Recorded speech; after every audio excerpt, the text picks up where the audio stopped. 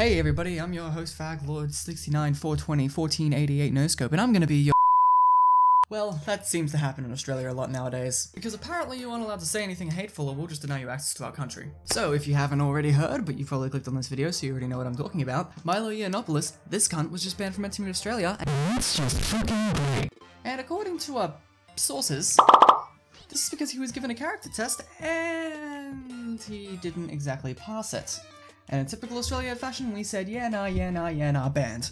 Because over here, we must halt free speech when it hurts people's fifis. But let's look more into this, shall we? I mean, surely he wasn't banned because he's hurt people's feelings, trolls a couple of people here and there, and was unfairly given a bill that he probably shouldn't have. I mean, that'd be pretty bullshit if that was the reason that he... Civil rights groups welcomes Australia's Milo Yiannopoulos moral high road ban. Fuck. Now before we continue this video, I just want to establish that I do things a little bit differently to what you might be expecting. I actually use a snipping tool to take out bit by bit what is said in the article, so that way I can highlight things, show things, just be a bit more precise with the things I say and show what I mean when I say things. So I'm not taking anything out of context. Everything that you're going to see here is every single paragraph in order in the article. I just need to make that very clear so nobody claims that I'm taking these things out of context. So, with that being said, let's get straight into this. Australia's leading civil rights organisation has welcomed reports alt-right hero Milo Yiannopoulos' application for a visa to enter Australia has been rejected by the Australian government. Australia's leading civil rights organisation has welcomed reports that alt-right hero Milo Yiannopoulos' application for a visa to enter Australia has been rejected.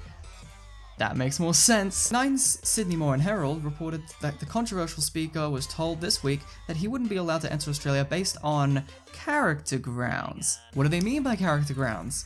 Let's just keep reading. Standard Department of Home Affairs procedure gives rejected visa applicants a month to appeal. The Anti-Defamation Commission has praised the hardline stance, saying that the Morrison government has taken the moral high road in saying no to hate speech and extremism. In other words, we don't like what he says, so we've just smeared him and now you've banned him, and I guess that's just too bad for him now. This decision communicates the thunderous message that while we are a tolerant country, no we're not, anyone who fans the flames of prejudice and seek to sow the seeds of discord is not welcomed here, the Commissioner's Chair, Dr. Devia Abramovich, told SBS News. Let's not forget that Milo Yiannopoulos trolled a Jewish journalist with coded Nazi symbols when he sent her a check of $14.88 to tally 11. The number 14 is used by neo-Nazis as part of the infamous 14 words credo, we must secure the existence for our people and the future for white children. 88 is also commonly used in neo-Nazi circles as a stand-in for Hail Hitler, as H is the 8th letter of the alphabet. The exchange saw the alt-right spokesperson banned from PayPal, which determined that the $14.88 payment was anti-Semitic. It was anti-Semitic to send $14.88. You better be careful, if you go to Starbucks and you order their $14.88 meal deal or whatever, no fucking whatever, if you go to anywhere and there's something there for $14.88, you're hailing Hitler, just so you know. It's not the only time he stirred up controversy. He was permanently banned from Twitter for harassing actress Leslie Jones and has been linked to neo-Nazi and white supremacists. First off, he is very proven to be gay. The alt-right and neo-Nazis are, especially by your reports, very homophobic. And he's a white supremacist, but he's married to a black man. Something doesn't really add up here. In a statement, a spokesperson for the Department of Home Affairs did not confirm whether Milo Yiannopoulos' application for the visa to enter Australia had been rejected. Any application lodged with the department by visitors who may hold controversial views will be considered balancing any risks that they may pose within Australia's well-established freedom of speech and freedom of beliefs, the statement reads. But, you know, as we say, we don't have freedom of speech, that's just too bad. As much as they want to say we have well-established freedom of speech and freedom of beliefs. Freedom of beliefs, yes, we do have very good laws stating what our freedom of beliefs are and what we can do. But when it comes to freedom of speech, we have no laws guaranteeing the freedom of speech for the individual in this country. We have laws limiting the freedom of speech of an individual in this country. Where the department is considered refusal of the visa, applicants may be issued with the notice of intention to consider refusal, giving them 28 days to respond. The department said that if applicant does choose to respond, it will assess this information before finalising its decision. The Australian government's decision comes after Gavin McInnes, who founded the Proud Boys group. You know, that very hateful, very evil, very not white supremacist, very Gavin McInnes is married to a native Indian woman hate group, was blocked from entering the country in December. Last week, News Corp published an immigration department letter sent to Britain-born Yiannopoulos declaring that there was a risk the alt-right figure would incite discord in Australia's community or in a segment of that community. Now, here's a very important thing.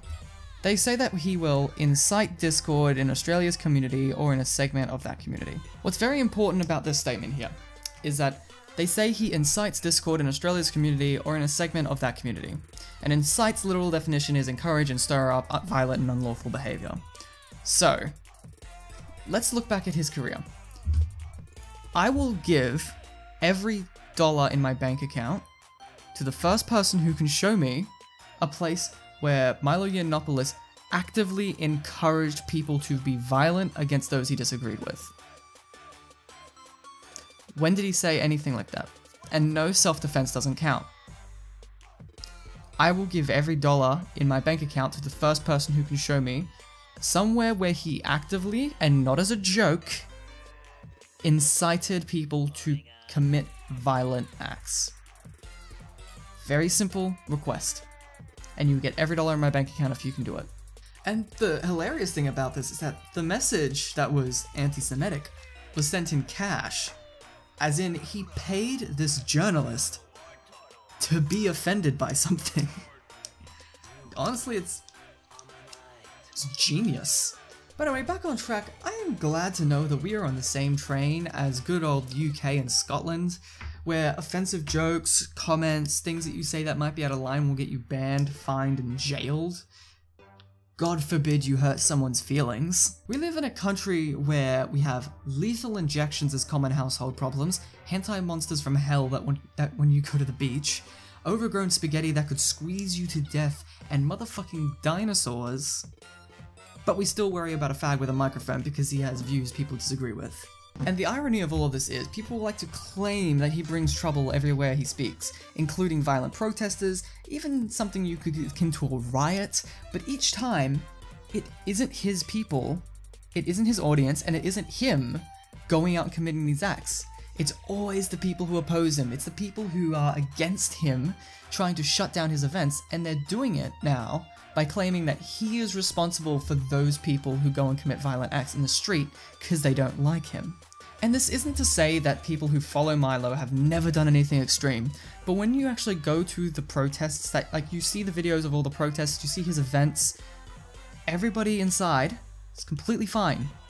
Then you go outside, you see people getting beaten for liking Milo, you get people seeing pepper sprayed, property gets destroyed, and he's getting blamed for all of it, even though the reason that this is happening is because people don't like him. It's as simple as that. But what is the best thing about this, you might ask? Sure, the rest of what I've said has been pretty outrageous. It is a pretty outrageous thing to ban Milo Yiannopoulos for stuff that he hasn't done and for trolling people. But you might be feeling as if I have left out a very important factor to why Australia doesn't want to let him back in. Well, my good viewers, let me remind you of little old Milo's event that he held in Australia 2 years ago now, 2017. He does his talk, there's a protest outside, his event's fine, maybe people leave a bit of rubbish behind.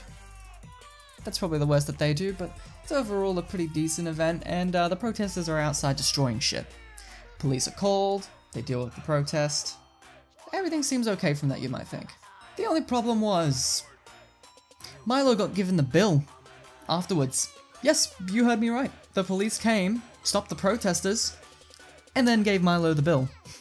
And let's be honest here, they don't want the money. They don't give a shit about the money. The government could pay it off easy. But why then would they go and give this bill to Milo? They want an excuse to not let him come back. They knew he wouldn't pay it because it was a completely unjust bill.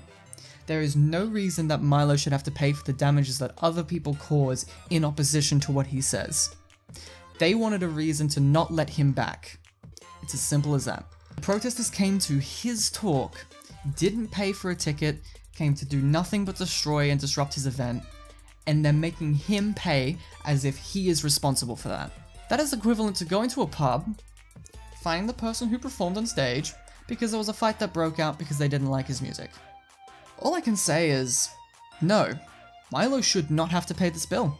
It's almost as retarded as an autistic kid vomiting what he thinks on the internet.